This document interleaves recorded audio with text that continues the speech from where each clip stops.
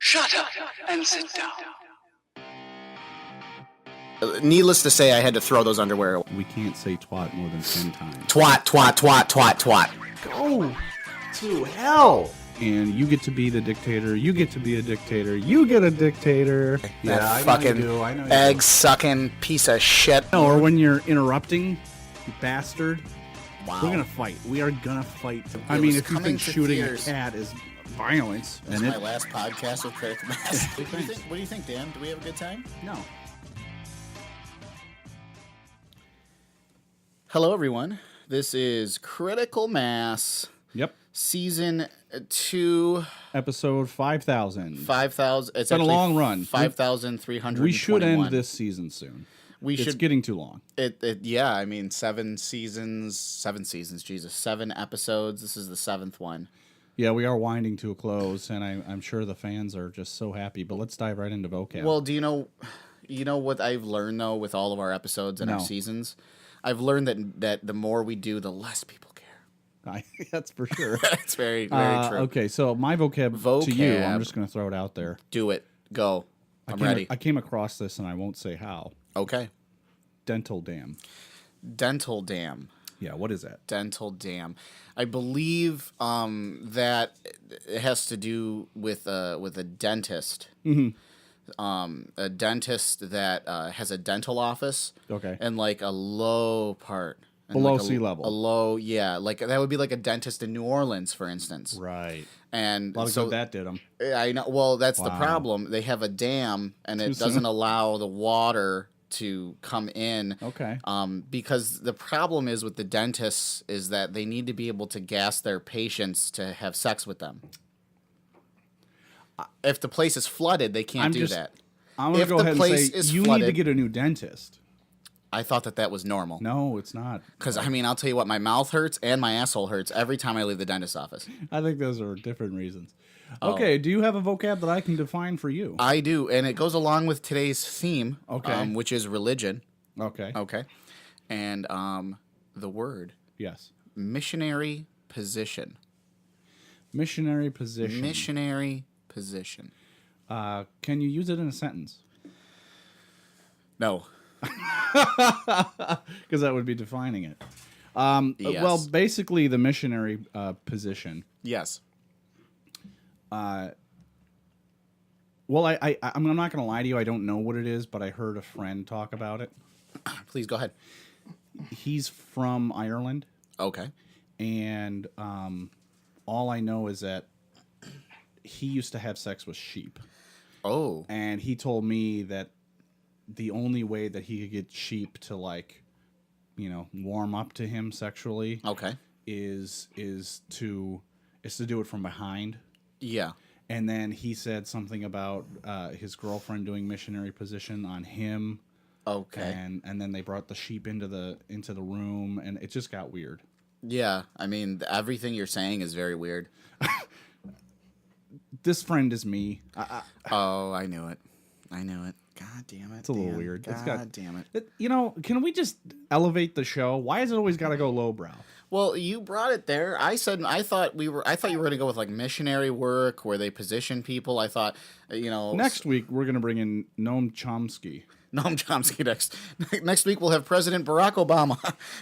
We're going to really elevate the show. But why Dan, can you tell me why the fuck did I wake up this morning? Why are we here?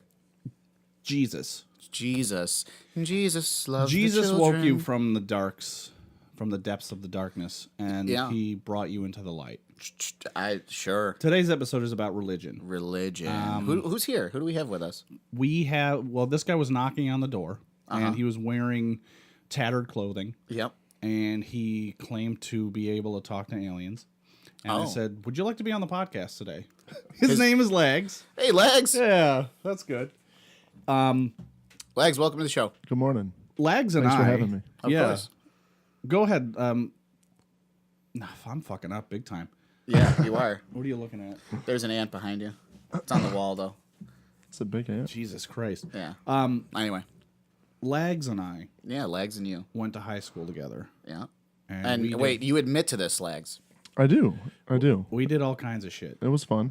Oh. I was talking with my friend Jay last night about some things. Jay. And Jay. That's just one letter. Yeah. Just J. Just J. And, God, we were talking about, in high school, we were playing basketball in gym class. And we became the Trobglotters. The Trobglotters. You remember that? I do. And he said he believes that you hung your Trobglotter jersey in the gym. That is a true story. Wow. Yeah. We'll get to that later, I guess. But we brought you on here to talk about religion. Yes. Yep. You've had a history with it. Sure. You've had some ups and some downs in your personal life. Mm-hmm. Sucking off hobos. I mean, it got dark. For a couple Bible dark. pages. Oh, yeah. For a couple verses. I need those verses, man. I suck your dick.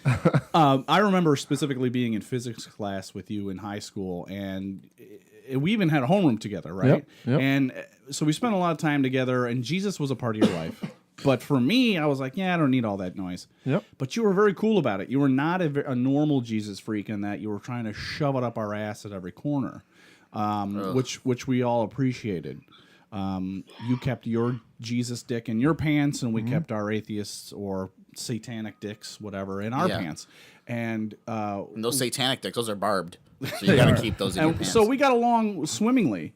And then we all went our separate ways off into college. So before you go to the college story, Yes, yeah, please. that's what I was going to say. ironically, in high school, I mean, it's like low, middle, and upper class, right? Sure. In terms of social status. Well, because we had a school of choice, so people of all, So people of all incomes got Yeah. to go to that school. I meant more based on like popularity, that kind of low, middle, upper class. And I would say that sure. you and myself and Jay and his brother, we were that middle class, had our own kind of group. Oh, okay. I was going to say bottom feeders. It wasn't that bad. It wasn't that bad. What was funny was I actually, I wouldn't call it popularity by any means, but like if I look back at my senior yearbook, lots of comments were, "Wish I got to know you sooner." Oh, wow. So the funny thing is that religion and that just the way I handled it of not being, shoving it up people's asses, as you put it. Yeah. In some ways had people connect with me a little bit more, which was kind of ironic because, sometimes people are turned off by it enough that, they don't even want to talk to you. But I gained more friends because of it in high school. Yeah. If that makes any sense. Yeah, and you were able to meet people outside of high school too, right? Because of it. Yep.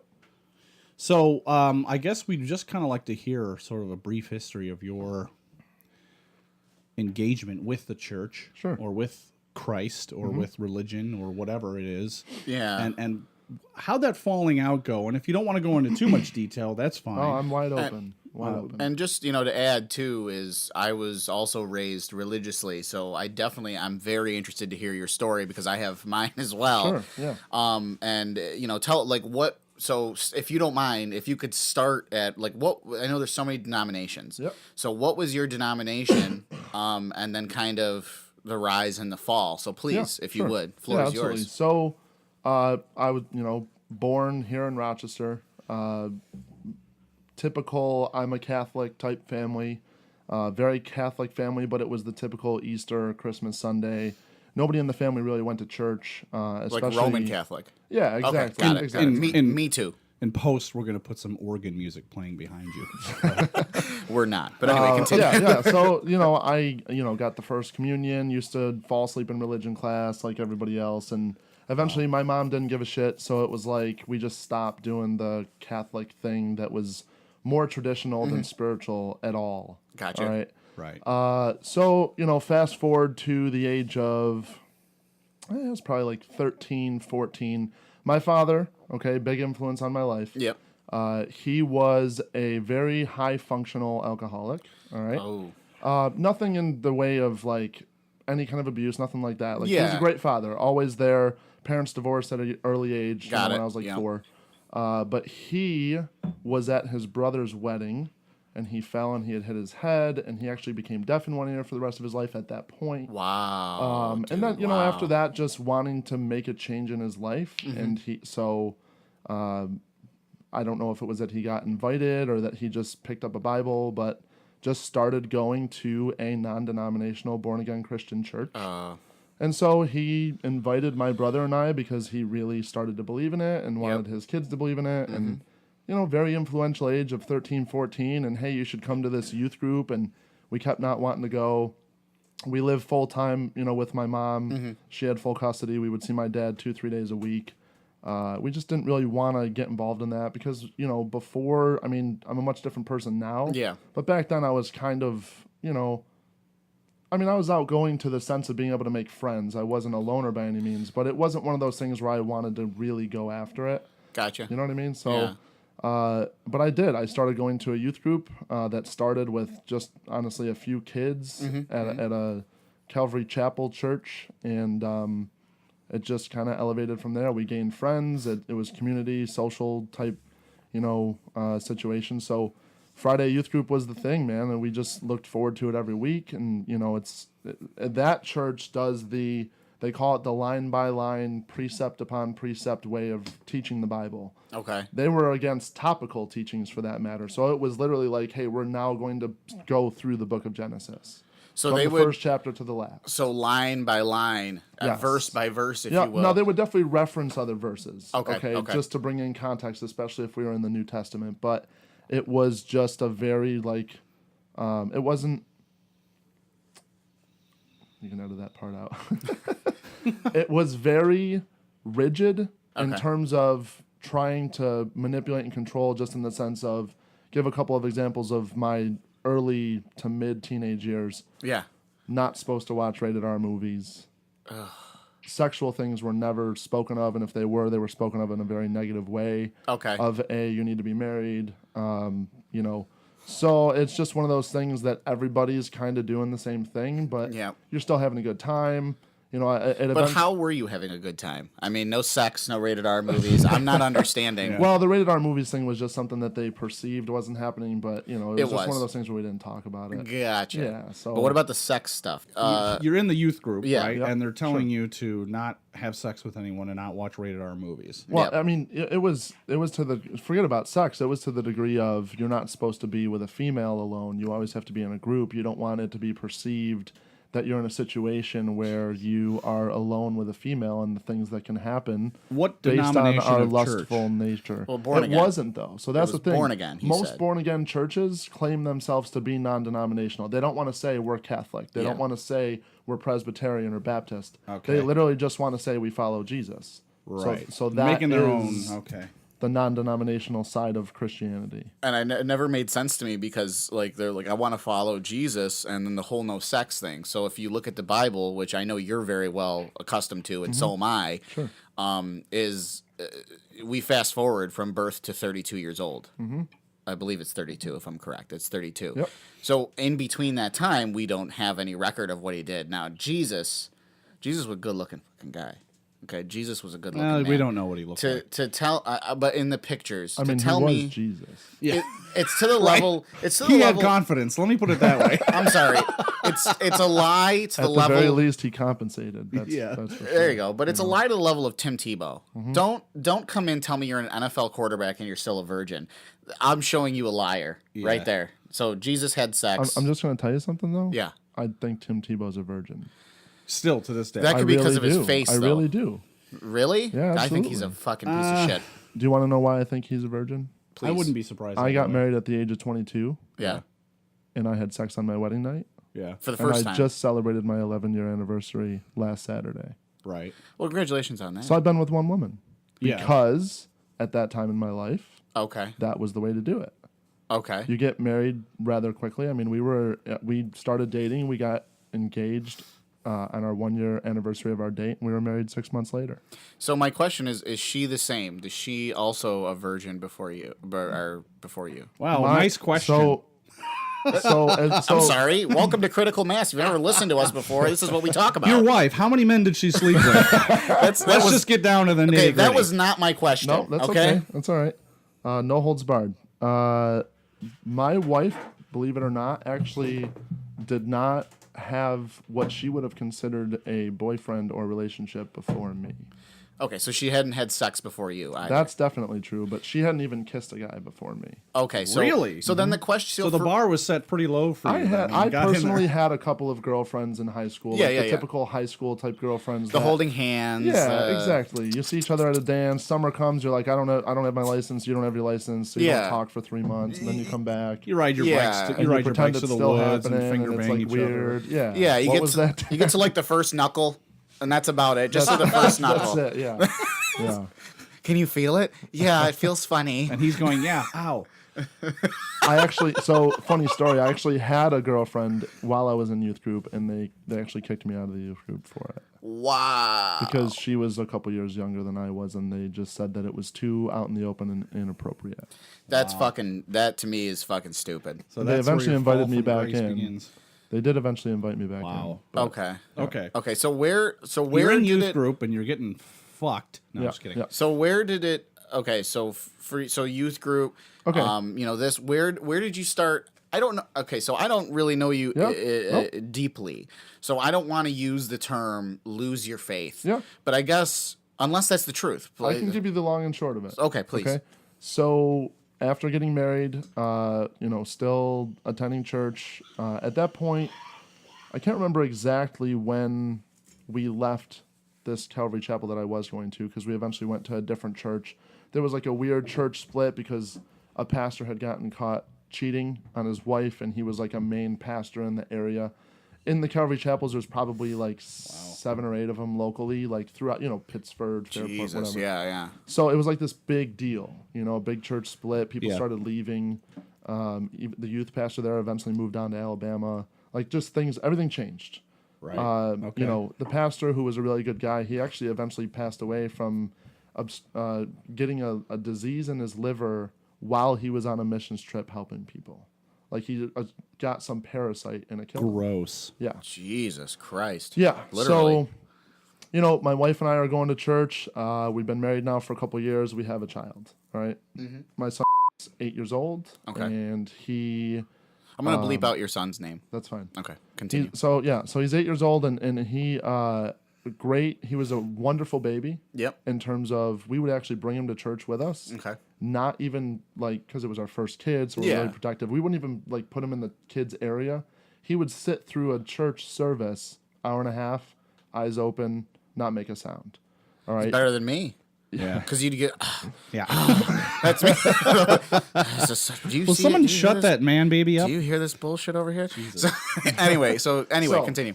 I'm just going to back up really quick, Go just ahead. because an important part of the story is, I have a brother who's 19 months older than I am. He was very involved in the church as well. At one point, I was leading worship at youth group. Like, we were really involved guys. We were a part of the youth group leadership. Yep. Main faces within the church. It wasn't a huge church, but there's like 300-400 people that went to it. Did they give you big hats to wear? No hats. Okay. There were no hats. No, I was. Why is it even worth it then? So, the church was founded in Costa Mesa, California. I think back in the 70s. The actual Calvary Chapel, not the Gotcha. born again Christian idea, Okay. but Yeah. the church itself. Cavalry. I can go to church. You can go into a local Calvary Chapel today and wear T-shirts. I could go like this: T-shirt, Right. short, and sandals. That's kind of they almost pride themselves on being loose Right. to where they allow that. So they're trying to. What They're about trying Jim- to say they're accepting. What about Yeah. Jenko jeans and pink hair? That they're accepting of all kinds, but it becomes very judgmental quickly if you Right, don't of course. change Yeah. that. Gotcha. Anyway, so my brother and I are really close. We always have been. My brother actually started to become an outcast because he started to not lose faith by any means. He still hasn't to this day, but he started to change his thinking. He started thinking, if God's such a loving God, why would there be people burning forever in hell? Boom. And because of that one question, he thought to himself, and he had some outside influences of people who had already believed in this universal heaven idea. Yeah.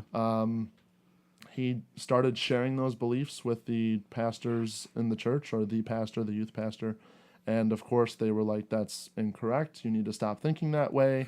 And just because he challenged, it got to a point where they actually used the phrase wolf in sheep's clothing. Wow. Jesus. So let me, if I may. So your brother used this thing called his brain. Mm-hmm.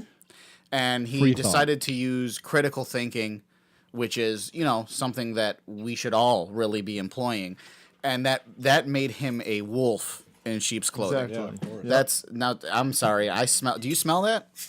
What do you smell, Dan? What do you smell? Fear. Well, I smell bullshit, but I mean, either or, it's the same thing. Yeah. So please continue. So he was considered somewhat of an outcast. I didn't lose my closeness with him. My brother actually is a more aggressive person. In fact, we actually work at the same company. We're sales guys. Oh, nice. And he is definitely a better salesman than I am. But I moved up and have been his boss for like the last 4 years. So, oh, wow. Which is kind of fun because he's my older brother. So yeah, definitely. Karma.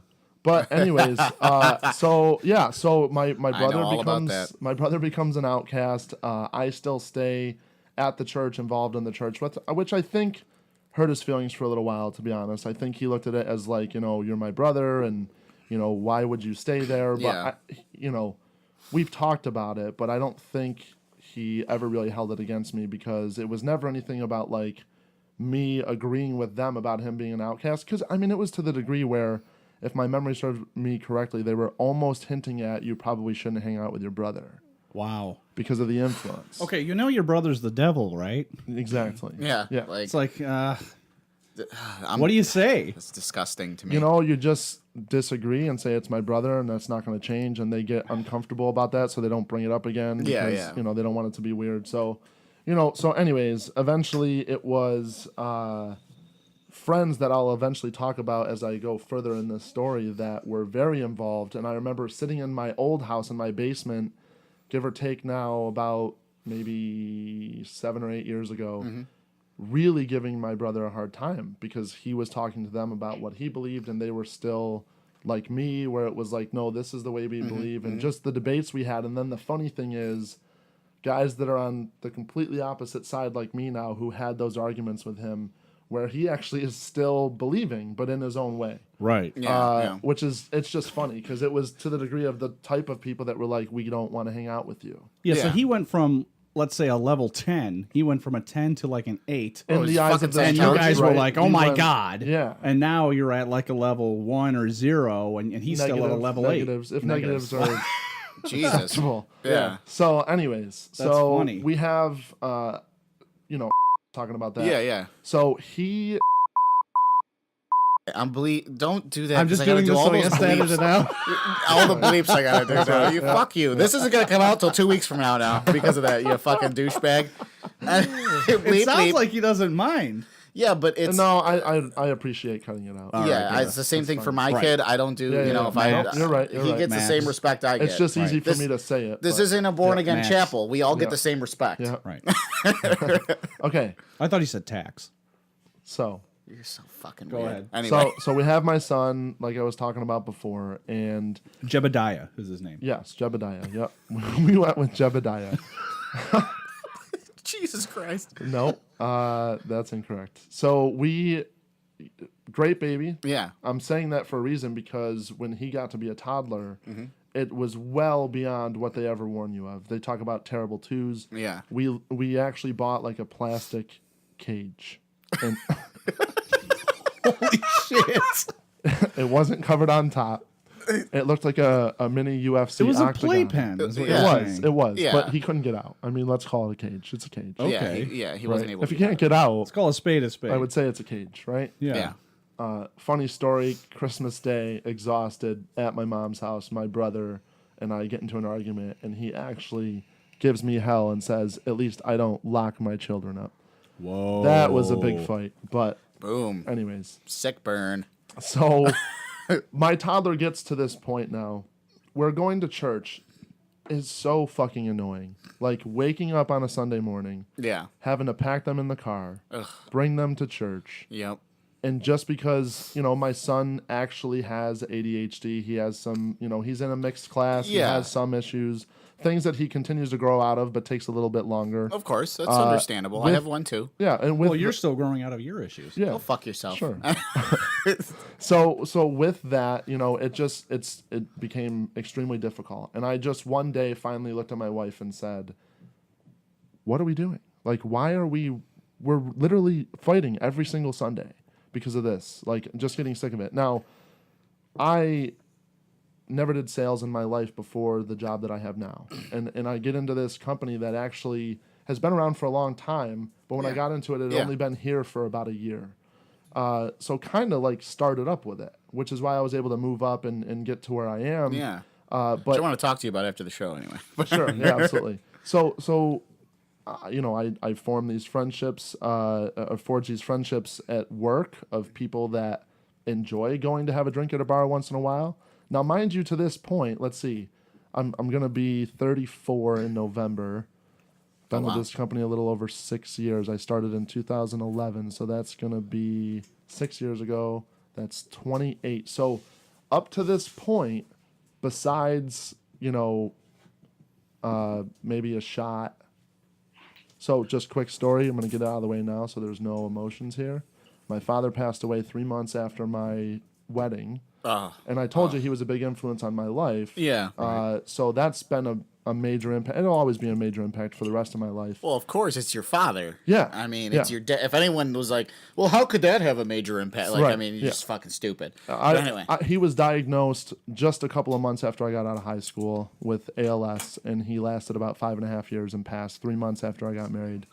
Well, he got to see it.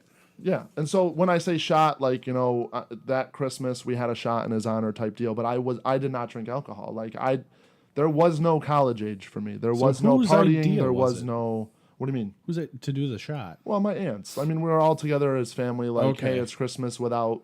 Yeah. You can. I'll take it. Yeah, without my dad. You know, it's Christmas without my dad, and it was just, hey, let's do a shot in his honor, and I was just like, well, yeah, sure, whatever. You know, so I just did it. And by the way, I still would not drink that alcohol today because it was Sambuca and it's the most disgusting. Oh, yeah. But that was his favorite. It's what he loved. So I like it in a little bit of coffee. That's the only way I take my Sambuca. In fact, if when I visit my dad's gravesite, somebody always leaves a small bottle of Sambuca to take a shot when we go there, which is pretty cool. That is actually really cool. I like that. Yeah, it's pretty cool. So, anyways, big influence in my life, but. You know, I never drank alcohol. My whole family smoked. My grandfather on my mom's side owned liquor stores, for that matter. So it was definitely an alcohol family on both sides. Smoked the whole nine. You know, it brings families together. It certainly does. Really eases those holiday tensions. Now, look, before I get into the gruesome details, I will say there are parts of my childhood I don't regret at all. Like, honestly, so one thing my dad taught me was, don't ever regret anything in your life because you wouldn't be where you are right now. Very good point. And I guess if you're not happy with your life, you would probably want to change that. But I'm very happy with my life, and things wouldn't be like they are right now if yesterday didn't happen or a week ago. Like, yeah, exactly, you know? exactly. Like Rockness, you were a cum dumpster for a while in downtown. Those were dark years. Yeah. Right, and that was a point of regret for you. Yeah, it was. Dan said something about glory holes, and I don't know. Yeah. Listen, they put the money through the hole. I was in a dark time. I know, you're joking, but you did have a serious problem. Yeah. Let's get real. With what? A lot of things. Yeah. But we're getting off track. We are getting off track. Thanks so much, though, Dan, bringing that to light. So we talked about the rise, and now we'll talk about the fall. So starting at this company, you know, just, hey, why don't you come out and get a drink with us? Sure. You know, kind of a pretender because it's not something I had ever really done before. But it was like, yeah, I'll go socialize with people. You know, just went. You know, and it was weird at first. Like my wife would question it, and things were a little weird. At this point, we're still actually attending church. This was right around the time my son was just about to be 2. So this was when we started getting to that point of frustration. Yeah. Like, you know, this just isn't making sense for us anymore. So we started going less and less frequently. I'm really involved at work because going from a, you know, call center job to where I'm getting a weekly paycheck to sales that it takes 2 months to get paid when you first start. Yeah. Call center, huh? I have no idea what that's about. Yeah. No, you don't. So it's you know, it was frightening at first taking that risk because again, I didn't have a lot of confidence in myself back in the day, but my brother was showing me how well he was doing, so I said, okay, I'll go over and I'll give it a try. Definitely. Because at that point, we had 2 kids and we wanted my wife to be a stay-at-home mom. Had to make a change. So I go to this company. It's different than anything I've ever seen. We've definitely grown up since when I started, but it was like we go to this week of training where we're in Syracuse, and we have a pretty good time. We'll say that. I don't really know how to have that good of a time at this point in my life, but does anyone have a good time in Syracuse? Yeah, I mean, It's not that bad. I would go there for business trips. Now, what is punani? Punani is actually a term from India. Okay. And it's like a food that you eat. Is that a dressing? Yeah, it's a punani dressing. Okay. Yes. Punani dressing. At your local Wegmans. Yep. Try it out. So you're in the queues and you're doing lots of satanic things. Lots of satanic things. Things that, at the very least, things that the church probably would not approve. Well, so here's the thing. At this point, I'm well out of the Calvary Chapel system that I was in before. Oh, wow. Okay, so I'm attending a church that is same non-denominational idealism with way more loose acceptance. Gotcha. Okay, so they don't give you a hard, like, I remember a specific teaching of this pastor that I actually appreciated where he said, if, you know, because back when I was in this youth group and everything, living with somebody before you're married was considered a sin. Super sin. Yeah. So you lived with her before you were married? I did not. Oh, you did not? No, not at all. We literally sexed the first night, the whole night. Jesus. I got to try out the... I didn't even have sex on my wedding night. Listen, I got to try the milk before I buy the cow. And I know that sounds so terrible. It really does, because I would never compare a woman I've been with to a cow. As a heifer. Yeah, but... Although there was one. Hey-o! Oh! There's kidding. more than one. Yeah. But you know, you got to try out the milk. I mean, what if the first night you're not good at sex? Or you realize you're allergic to milk and you prefer there's juice. a lot of these things that we even talk about to this day. Oh, right on. When looking back on it. I'll get to that eventually. Okay. So at this point... You didn't know she likes to fuck you. No. Okay. Pegging. Yeah. I would have said no. Anyway.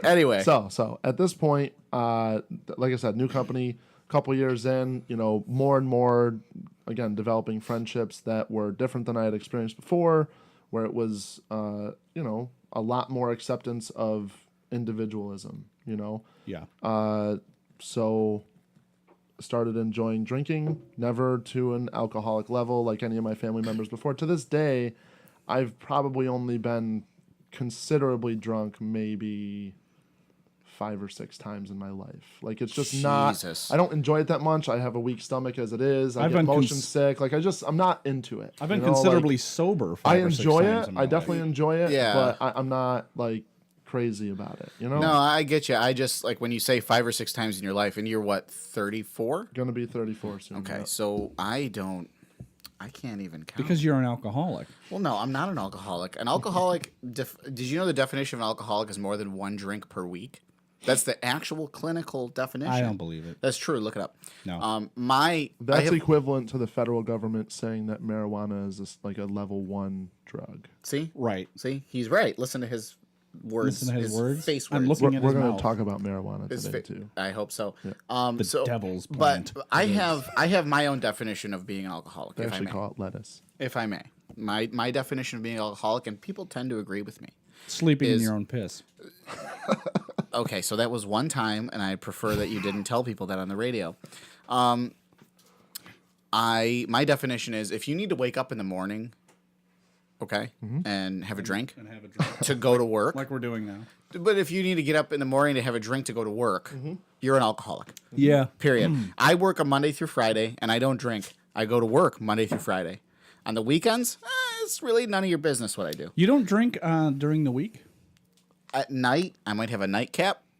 I might have a brew, maybe 2 at the most. Oh. I might have a glass of wine. You know what I mean? But I don't. 8 to 10 somewhere in there. Jesus Christ! Yeah, I don't even. I'm not even there. You remember my period? I need to get out of that, and I have done a very good job of that. You have. So that's Yeah, my life. I enjoy a cold beer with dinner, you know, but I don't need to have more than 1, sometimes 2. Yeah. Okay, but what about if I'm mowing the lawn? What about if I have a beer after I mow the lawn, but I have a beer after I mow the lawn. What if I'm doing the cat litter?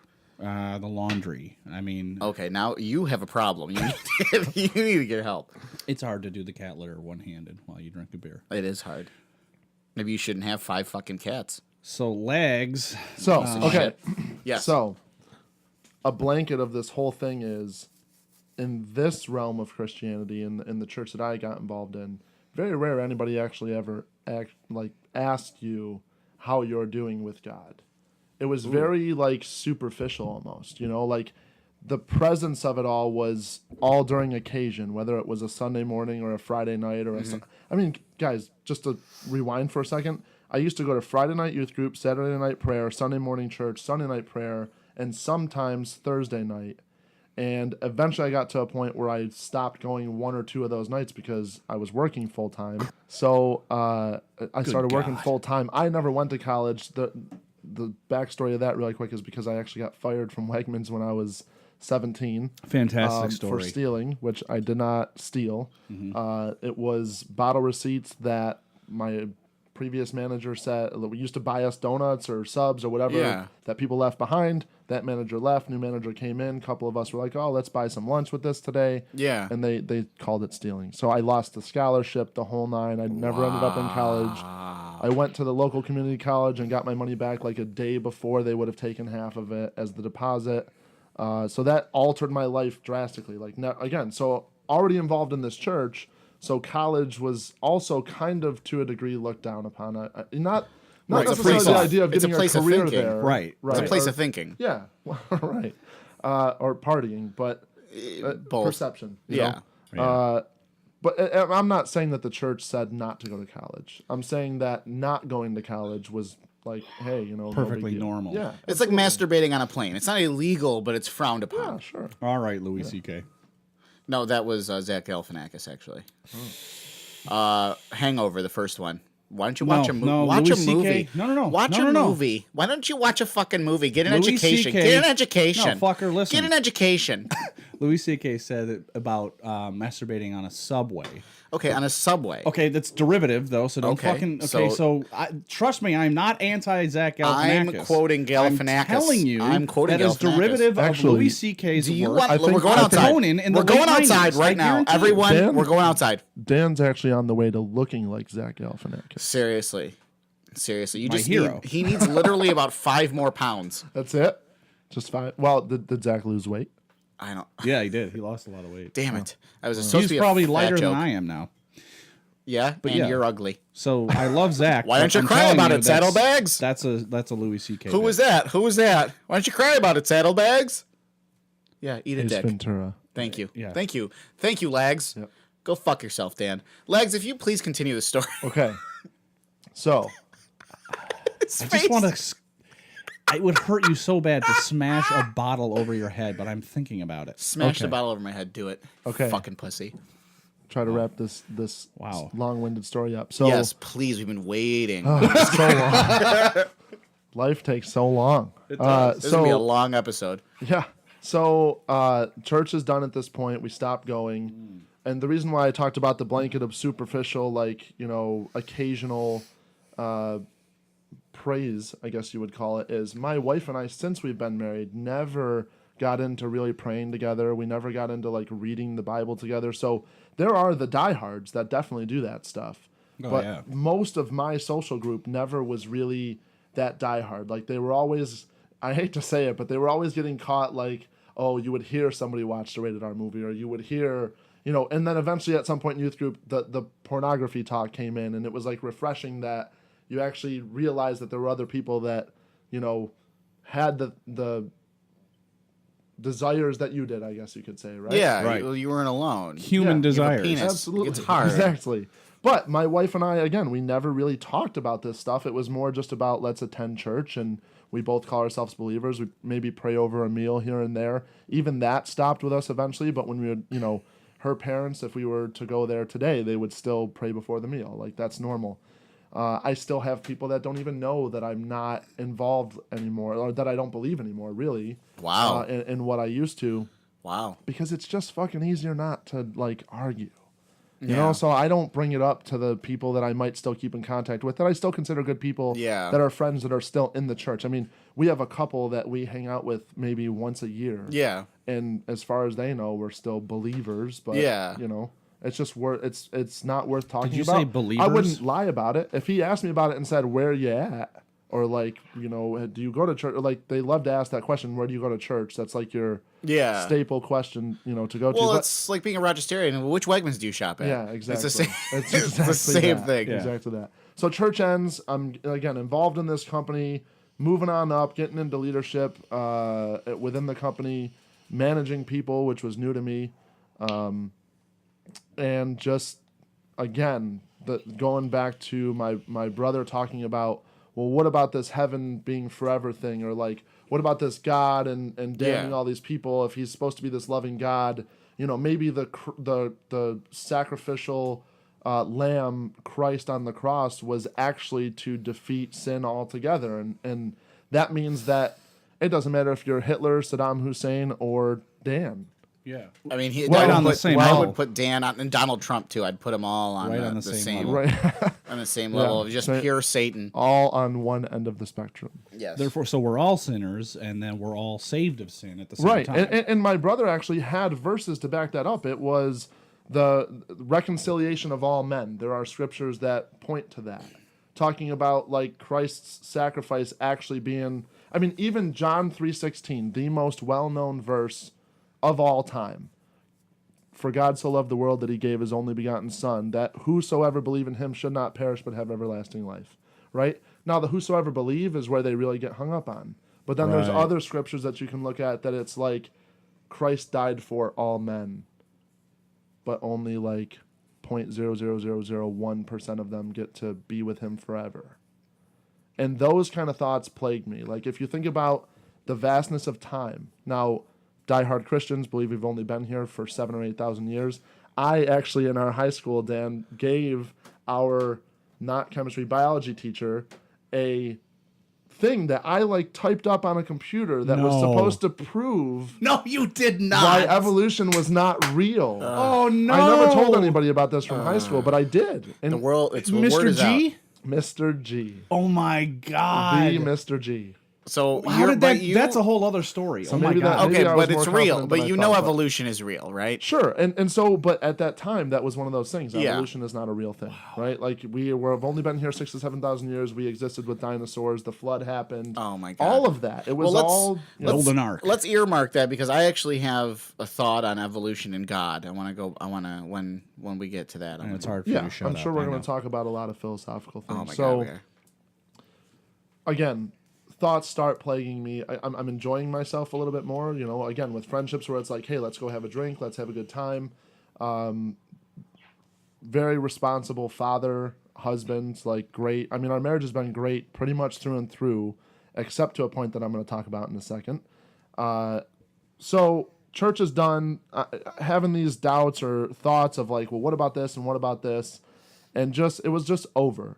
Just like I used to tell people about how I, quote unquote, got saved, I never had one of those defining moments like you used to hear in the church, the guys that would get up and be like, and then the door swung open and the light turned on without anybody touching the switch. And it's like, no, that's not my story. Yeah, I was just 14. I just got involved in this youth group and Right. I got a lot of friends because of it and traveled with people and had Yeah. a good time. So I guess I believe. That was really it. It was like, well, I just gradually like accepted this. Right.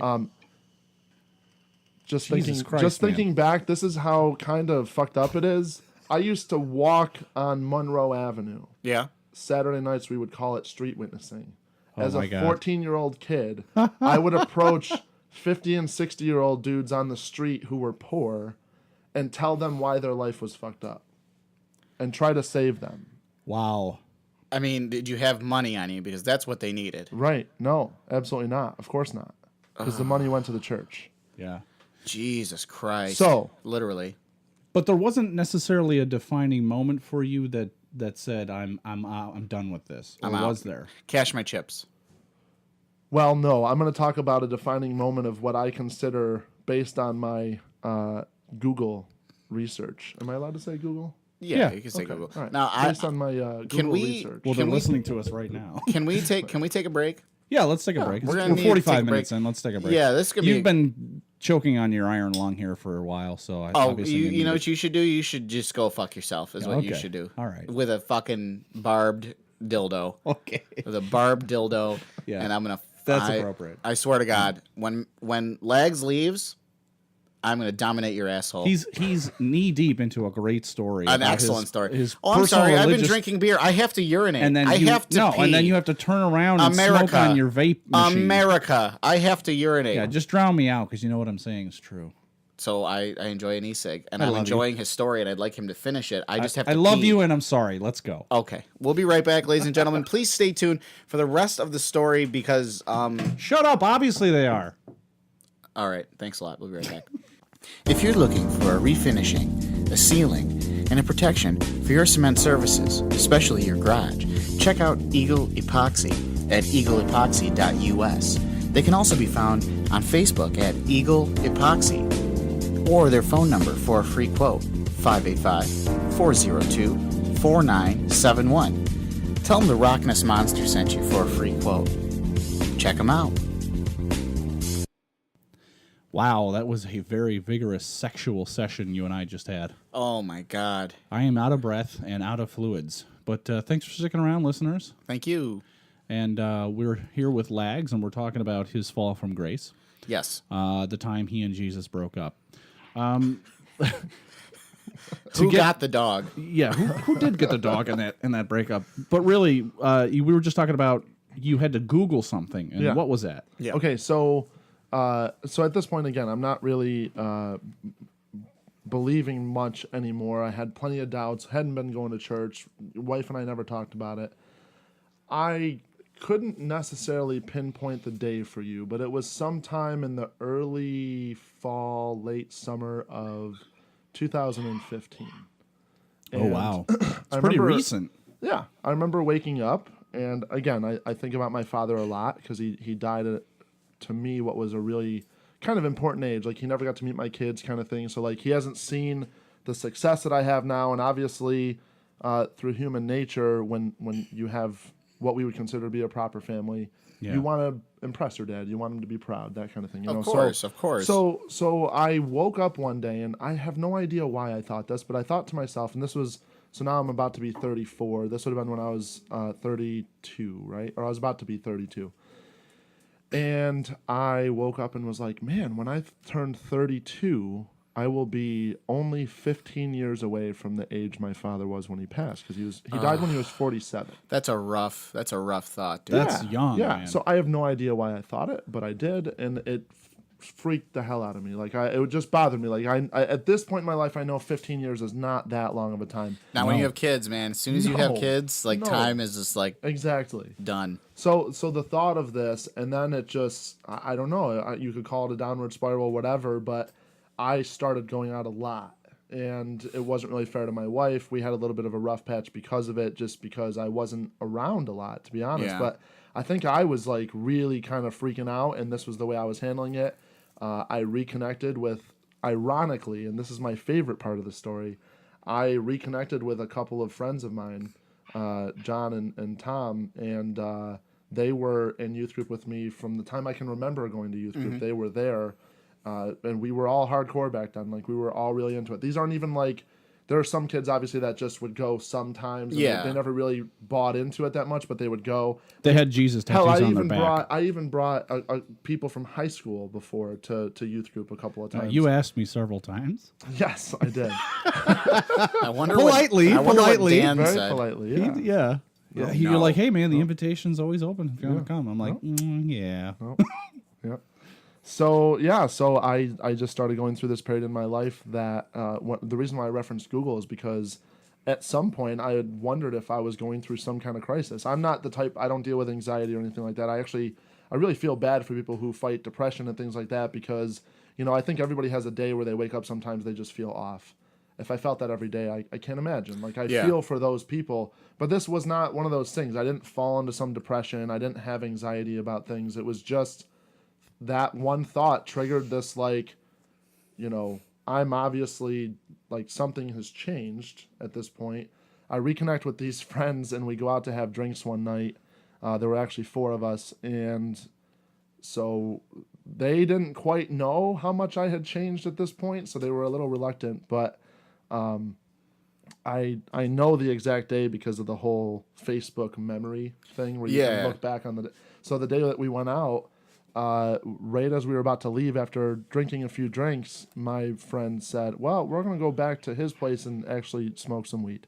And at this point, the idea of any drug, including marijuana, was so far from what I had ever been around, thought about. There's, within the company, there's people that I knew of, whatever, that enjoyed, whatever, that's not important. But at this point, I had been so shielded from that. Yeah. That, like, I don't even think I fully understood at this point marijuana as a drug, like the effects of it, whatever.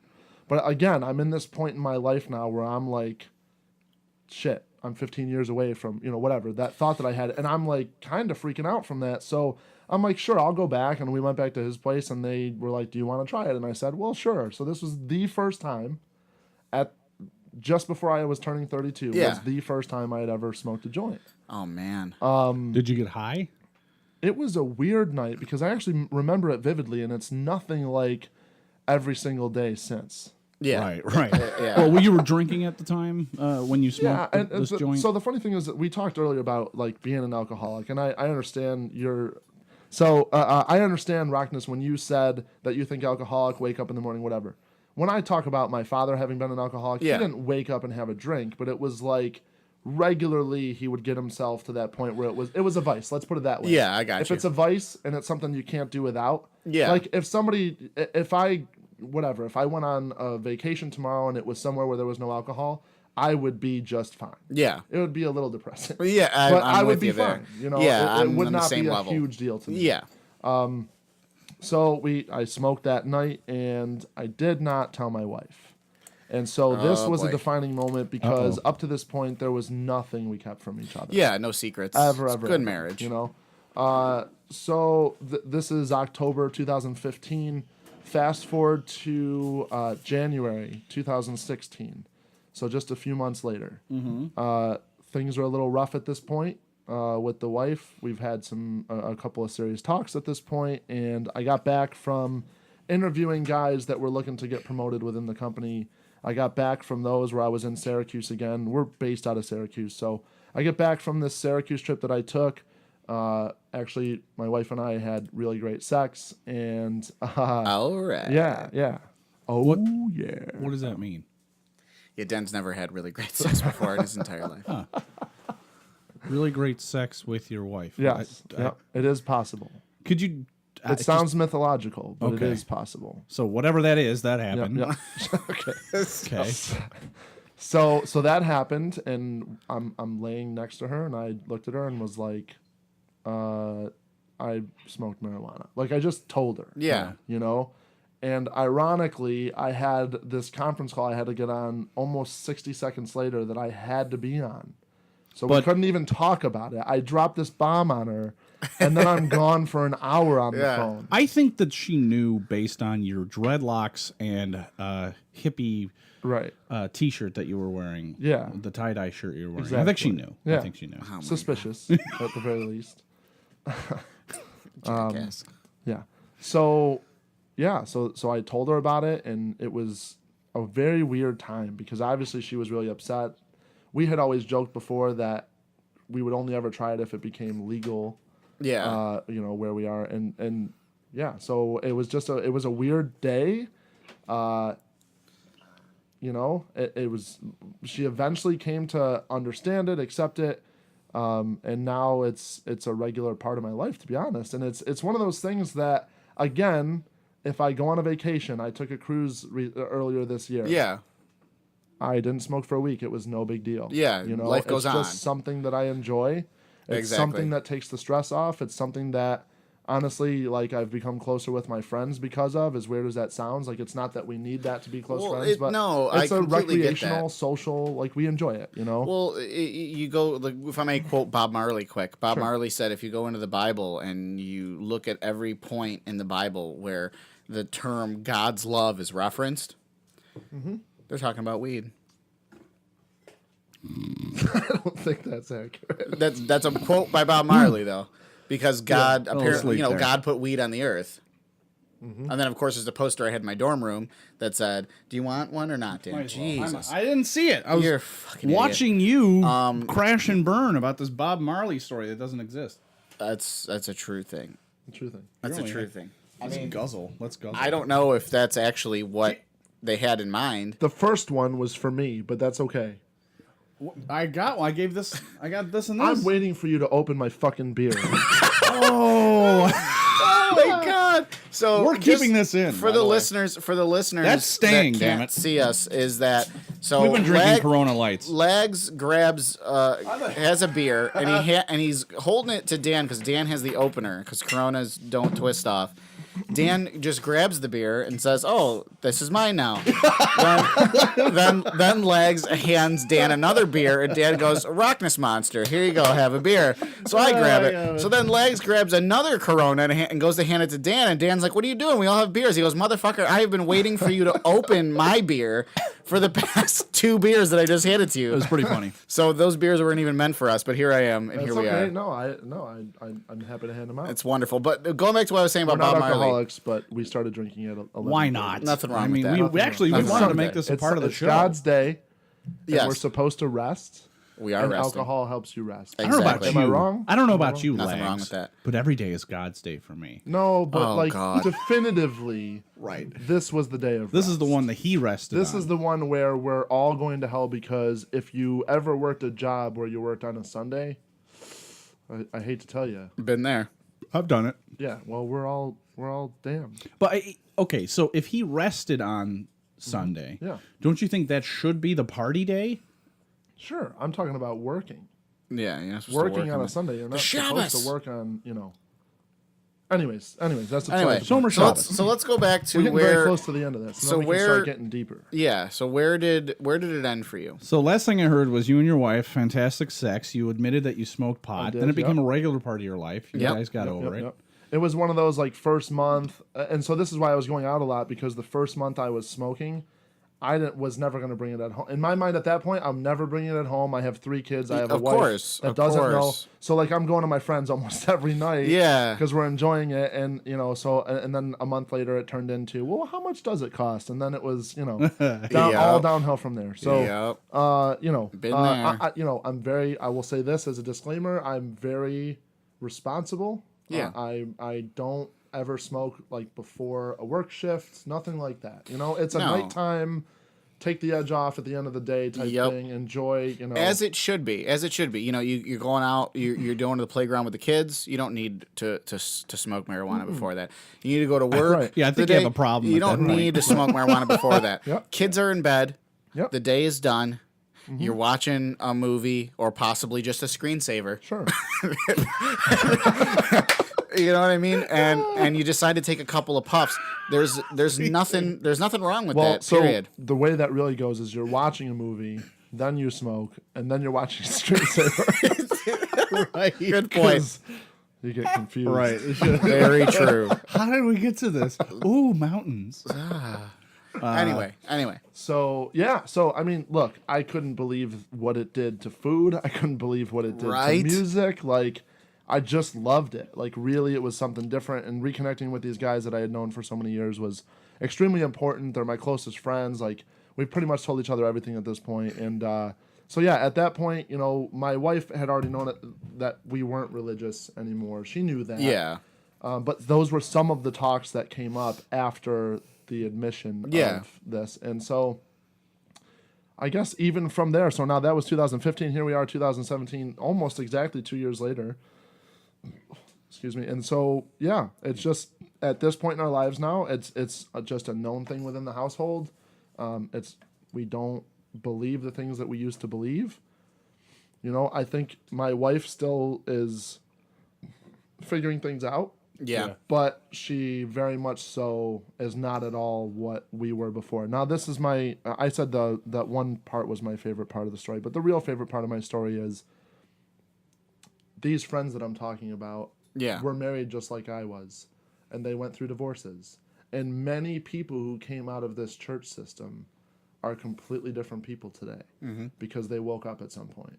Yeah. And so divorce after divorce after divorce, things that happen. And honestly, during these rougher moments of this midlife crisis, so to speak, Google claims it was a midlife crisis. So, Yeah. Well, Google's right. Google. Don't question do Google. they pay us at all? Or? Not at all. They give us We're nothing. not there yet? No. All right. And Google, if you're listening, we are looking for sponsors. Well, we know they are listening. They're always listening. always. Anyway. So I, this midlife crisis or whatever you would want to call it, and just things changing. And so that really is it. Like, so at this point in my life, I if you want to begin talking about whatever we might believe these days, I will just say that marijuana has me thinking a lot of ways. Yeah. Most nights. I will say that I regularly think about why the hell am I here? And I also think about what happens when I die. But I'm never going to claim to know again. And it's a very freeing feeling and thought that you can have logical, smart conversations with people about this kind of thing and it not be taboo, which I think even to those who don't believe, it's still a taboo subject sometimes. Yeah. Completely. So I think it's a taboo subject, but I like having the conversation because as weird as this might sound, one of the things that I feel like has happened over the last couple of years is really discovering myself. Yeah. And to the degree of like almost taking over my mind in a sense. Yeah. Okay. Because it was so brainwashed before and so, guided by something that was taught to me at a really early age that was very influential. Yeah. To where now I was having a lot more individual thought. That's the best. That is the best. So I'm going to ask one question in sort of culmination in terms of what I believe with the whole born again situation is, do you feel, no wrong answers, do you feel that you were once part of a cult? Honestly. Yes. Okay. I can definitively say yes because I've gotten to a point in my life where picking up on new television shows that, Netflix, they drop a whole fucking season of like The 16 Keepers? episodes that I watched it. I'm going to get to that. So I'm glad you said that. Yikes. I'm watching, all these documentaries. That's like all I'm interested in these days because Knowledge. I find 3 kids, my career, like it's really tough for me. Look, I'm not a Game of Thrones guy. I'm sorry. I'm sorry. None of us are. But This is a Game of Thrones safety case. free Yeah. room. It's Fuck that show. It's a GOT free room. Yeah, So right. Fuck Game of Thrones. I watched like 5 episodes and I just look. I'm sure it's fantastic. I love that. I don't have the time for it. I just don't. Like I was a big video gamer back in the day. Yep. These days, like unless it is a major release. Yeah, like I was very into the Batman games. I love Hell those. yeah, I've beaten I'm all looking those. forward to Red Dead Redemption I've beaten 2. them. I think That's it'll be his great. response. I've Look, beaten them. Fallout. That means I played all Fallout 4. I played that yesterday. He actually pushed his glasses up his nose as he said it. I've beaten those. Yeah. Fuck yourself, kid. Playing them's not enough. But like, I haven't played a video game in probably 2 years now at this point. Last Batman release, honestly. Grand Theft Auto, if that comes out, I'm playing it. Why? Because it's fucking mindless. Exactly. And if I don't have to think, it can be a lot of fun. Exactly. Right? I just talked to my Sig Fig. Yep. Sig, yeah, sure. And I'm getting I'm getting more time to game because I have just really put that aside. Mm-hmm. And what's being realized is when I have an hour or two to mindlessly play a game, I come out like relaxed, no anxiety. I have anxiety issues, no anxiety because I have just gotten that chance to put myself in another world. During the break, I couldn't remember why I said Google. Yes. I'm not going to remember playing Fallout a week ago. Yeah.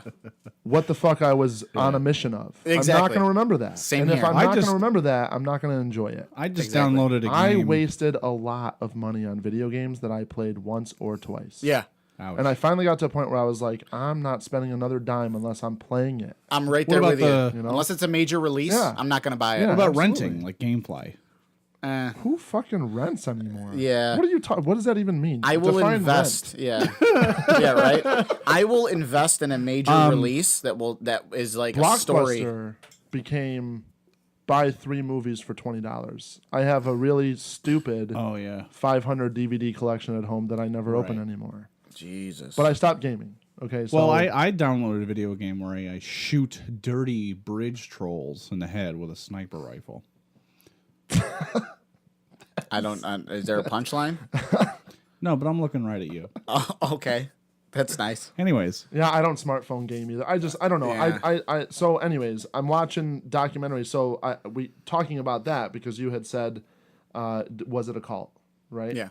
For what I've seen now, you know, learning more about Scientology, not because I'm looking to follow it by any means. Yeah, no, God, no. But watching like the controversy of it, watching the story of Jim Jones and all of his followers. Yep.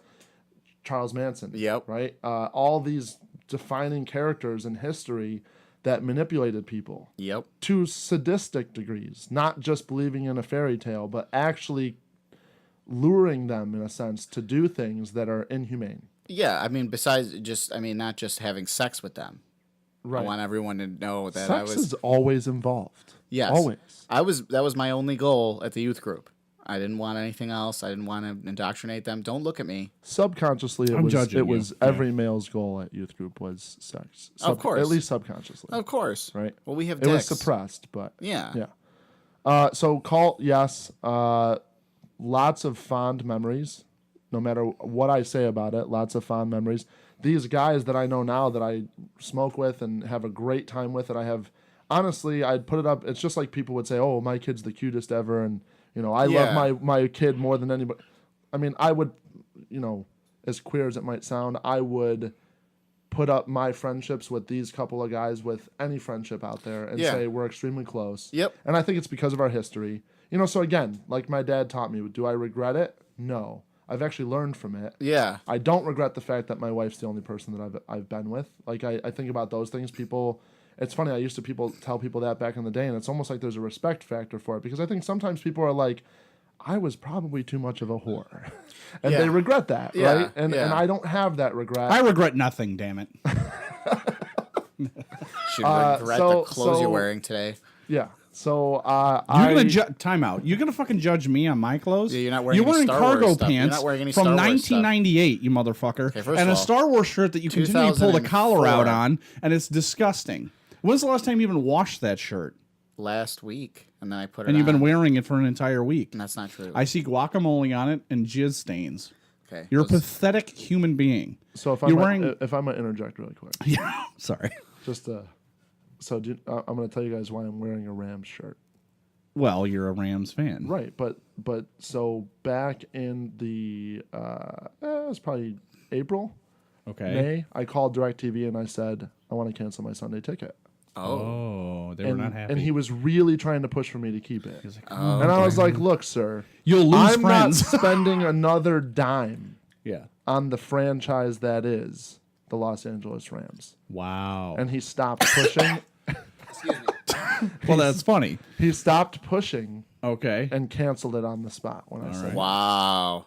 Now, that's how bad the Rams. All he had to just say was the Rams. He was like, really okay. bad. Now, but I'm wearing the shirt because we're 2-0 in the preseason. There you go. That's something.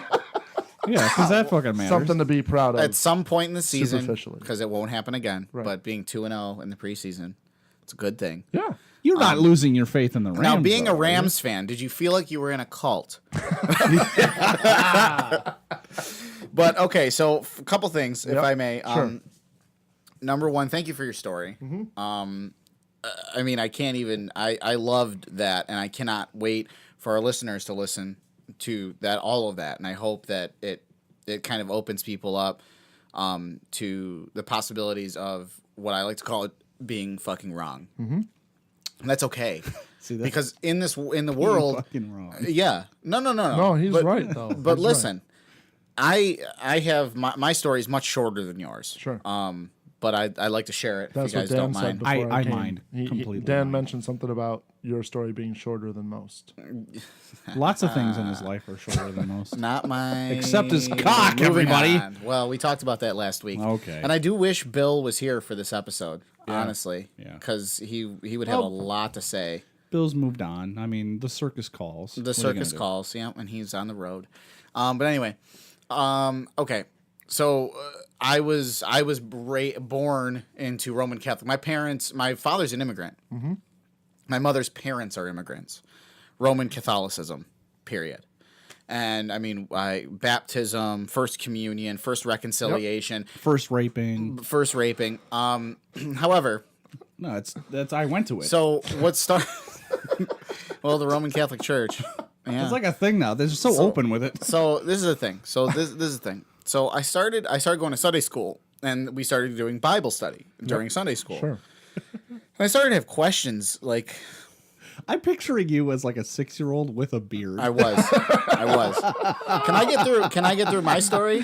No. You fucking Aryan piece of shit. Go down to the rally in Charlottesville. Yeah. You didn't Google my face there, did you? I might have. Okay. So I raised my hand, and they would be like, because we would do the Book of Genesis. Yeah. Yeah. I raise my hand and say, well, what about the dinosaurs? Yeah. And they'd be like, well, anyone else have any other questions? I swear to God. Yeah. And I was a young kid, and I'd be like, I raise my hand again, and I'd be like, didn't answer my question. What about, cavemen? So, and then I started getting answers like, they were planted there by scientists to test your faith. Or my favorite ones, the dinosaur bones were put in the earth by the devil to test your faith. Mm. So my response was, I never even heard that. Like 9-10 years old, I'm just like, that's fucking stupid. Yeah, like I'm 9 or 10 years old, and I'm already just being like, that's the dumbest thing. So I started talking to my mom. I'm like, Mom, I don't really want to go to Sunday school anymore because I don't feel like I'm learning like anything at all. How old are you at this point? I was like 10, okay. 9. I'm like, sure. I'm not learning anything. Because this is the thing, though, to preface this, and my parents will tell you this, I was obsessed with dinosaurs. Oh, my God, I love dinosaurs. Yeah. Jurassic Park. My oldest son that I referred to earlier, oh, my God, dinosaurs is it. Oh, my God, yeah. Yep. So I had so many questions. Like, the Book of Genesis talks about the creation of the earth. What about the fucking dinosaurs? It was perplexing to me. And you don't fucking tell me the devil. There's no devil in the dinosaurs. The dinosaurs are beautiful things, okay? And I love every minute of them. And I love Jurassic Park. And Steven Spielberg would not lie to me about the dinosaurs, period. He wouldn't. Right. So, it started there. And then, as things continued, things just got weirder. And then I told a story in another episode. I went to my mom. My teenage years were tough. I smoked pot at the age of 15. You slept with some guys. I didn't sleep with any guys. I started being sexually active. With men. Older men. Very old. I'm sorry, is this your story? Wait. Yeah, I was there with you. Oh, okay. So he said older men, so you're still a Catholic at this point? Right. Yes. I'm getting confused. Yes. No, I started getting like sexually active with women, with girls, at my age, right. At 15. Sure. I started drinking. All of them lesbians now. Can you stop? The worst part is that last one's a fact. Anyway, yeah. So, okay, so I started becoming sexually active. Yep. I started smoking pot. I started drinking at 15, and just like you said with the pot, it fucking like it opens your mind. Yeah. Like if you've never smoked weed before, like first of all, I feel sorry for you. Absolutely. Secondly, like you need to it expands your mind and has you ask questions that you wouldn't understand ever. And if I may go into it, I think everyone should do mushrooms once in their life. Period. If you think weed, it's the same level, but just imagine turning it to 10 and ripping the fucking knob off. Okay. You run, the way I describe it is you run around your own brain and you come out the other side, a person that you just is different in a good way, in a positive way. And we'll talk about that another time. No, it's true. There's really no debate. Unless there's clowns chasing you. Okay, that was one time, and was not. Speaking of clowns, Yeah. soon on September 8th. I think it I know. is. I can't wait to really see that. excited about Looks that. pretty good. Yeah. So anyway, my mind is expanding. I'm asking a lot of questions, that people can't answer. And my mom is like, you're not being a good kid. You know what I mean? Because I was skateboarding. Goddamn skateboarders. Wow. And talking back. Radical, dude. That kind of stuff. Would you stop diminishing? I'm just saying, you're a skateboarder. So. Was your hat on backwards? It was supposed to be a joke. If you ask, all right, you want to know? All That's right. actually why his parents were mad. It was the hat. Stealing and starting fires. Yeah. Oh, So- I used to do that. Yeah, it's great. Stealing and starting fires. Yeah. So, and But you were still involved in the church. No, pre-church. Oh, pre-church. This was Yeah. like 11, 12, going to the mall stealing like Pogs and Slammers.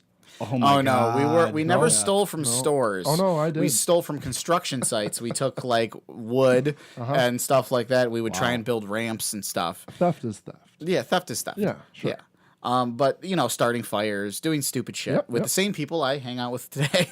Not Dan. Dan was too lame. But anyway, I was cooler than you doing better things. Oh yeah. Yeah, great. So I was forced to go to reconciliation. My mom was like, you need to go confess your sins to the priest. I was like, oh my God. From a Catholic standpoint, I only went as far as First Communion. So I can't even picture a reconciliation or I never did the thing where you sit there with them and confess your sins. I never got that far, personally. Well, that's a good thing. So I go in there, and I'll tell you where this... That's when they touch you.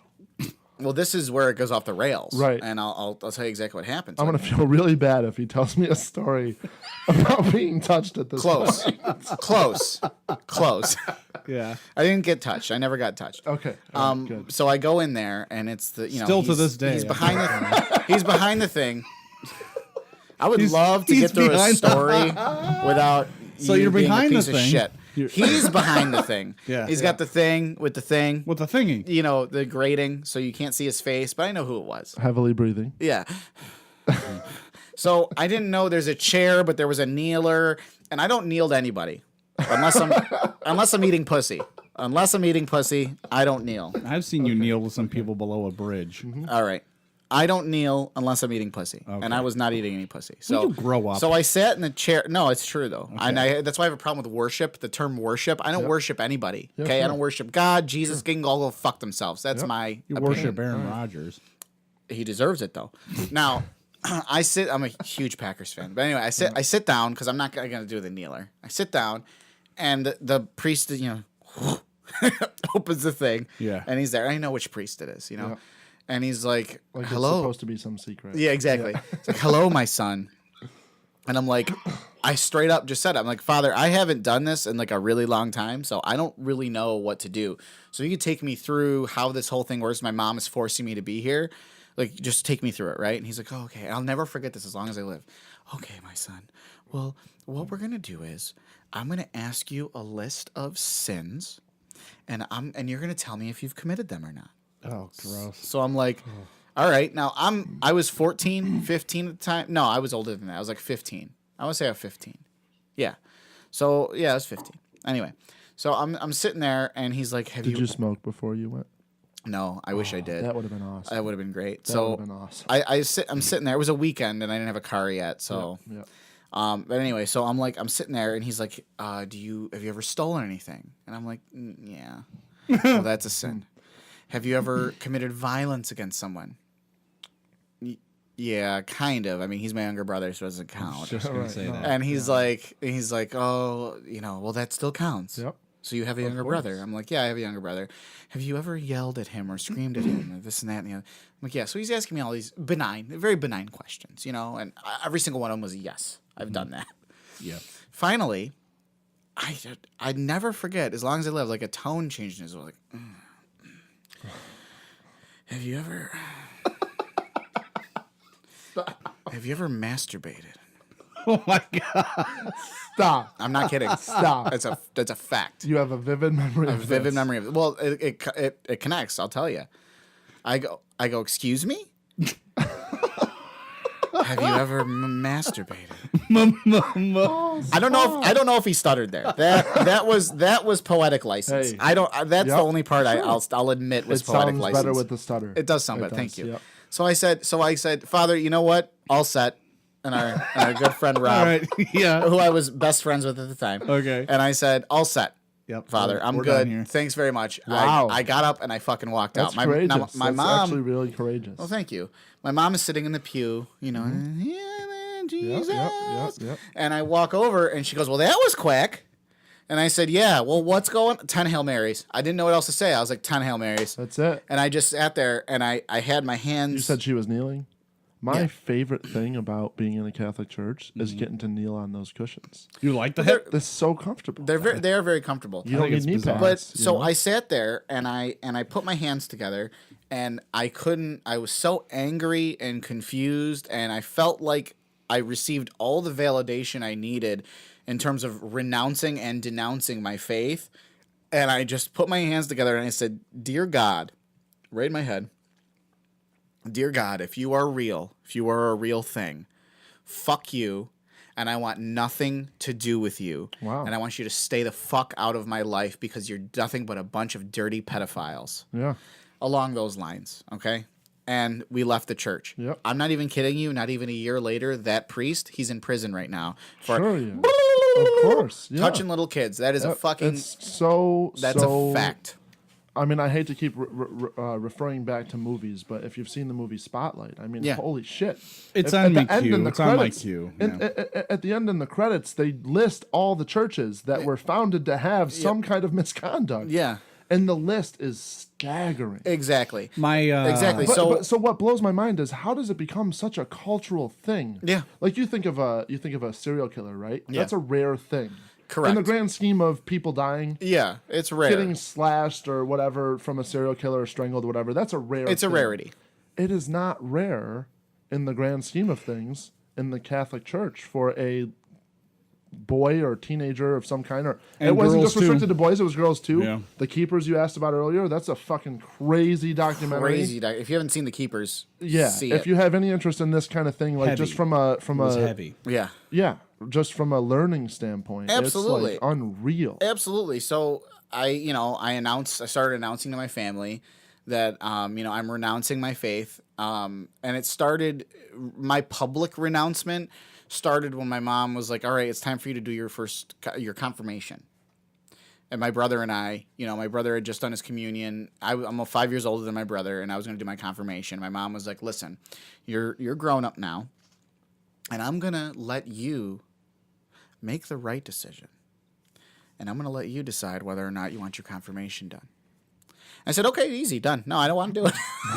It was just as easy as that. And she was like, "Well, wait. I mean, I said I'm giving you the chance to make the right decision. So what do you want to do?" "I don't want to do it. I don't need to do it because the Catholic Church is about rape and money. And I'm not interested. Well, I'm interested in money, but I'm not interested in rape at all. I have no interest in rape. And I don't want to be part of it. I just don't want to be." And, that was start, and I started to become more public with it, and I got family members that are like, "God is real, you're going to hell," and I'm like, hell isn't a real place, so I'm not really worried about it. Mm-hmm. Well, where do you go when you die? The ground. Like that's where you go to the ground. Like, and then my younger brother is very intelligent, super intelligent, and he started doing far more successful and likable. Yes, so he's done research, and he's a militant atheist. My brother is a militant atheist. It's almost terrifying. If you start talking about God, Jesus, everything like that, he's just like, "Oh, I'm sorry, I'm not talking to someone that's smart." All set. Yeah. And it's just, I'm a little more forgiving. And that's saying something because you are not forgiving. Not at all. Well, no, I mean, look at my grandmother. My grandmother's a devout Roman Catholic. Mm-hmm. My grandmother, she's in a home. This was once her home. The way I see it is that's how my grandfather passed away, her husband, and they've been together forever. That's how she's close to him. So I'm not about to go to my grandma and be like, "Oh, you shouldn't be a Catholic." Sure. You know what I mean? I'm not gonna. You know what I mean? I'm not gonna do that to my grandma. Listen, I've joked with my buddies before about smoking and then going to the church we used to attend because there's still some people there. Yeah. I wouldn't actually do that. Yeah. It's just, again, it's not worth it. It's just not worth the time. No. It's not worth. There's no reason to go in and interrupt their lives and to talk about that. It's just, you're not going to get anywhere with it, right? Exactly. There's no reason. There's no reason for it. And then, but what bothers me is you have these people that are like, that I have such a respect for, that still go to the church. Like I talk about like my mom, for instance. I have a great deal of respect for my mom. My mom, I mean, Dan, my mom's tough as nails, and she will fuck you up. Like she is a terrifying woman, and she's very, very intelligent. Very intelligent. My mom is one of the smartest people I know. But she goes to church. So for me, like I have such a hard time with that because it's Does just she like. still try to ask you to be involved, or has she gotten over? No, she's gotten over that completely. But I'll say certain things, and she'll be like, "Well, it's God's will," or God, and I'm just like, "No, it's not, because God isn't real." God, God has a plan for all of. Do you say that? Yeah. Oh, okay. God has a plan for all of us. Like when Rob passed away. Yeah. God. I have to piss really bad. Okay. So what we're going to do is, Lag's got to pee. I'm sorry. No, don't be sorry. Never be sorry. We're going to take a break. We're going to come back to religion, and we'll be right back. Thanks a lot. Critical Mass can now be found at the 8o'clockstop.com. That's the 8o'clockstop.com. We're there with the Hypothetically Speaking podcast, as well as 3 Dicks Picks podcast. Check us out there. That's the 8o'clockstop.com, because everything starts at 8 o'clock. Ladies and gentlemen, that was part 1 of our 2-parter regarding religion. Please stay tuned for part 2. That should be right below this one if you just click on it, you lazy bastard. Thanks a lot.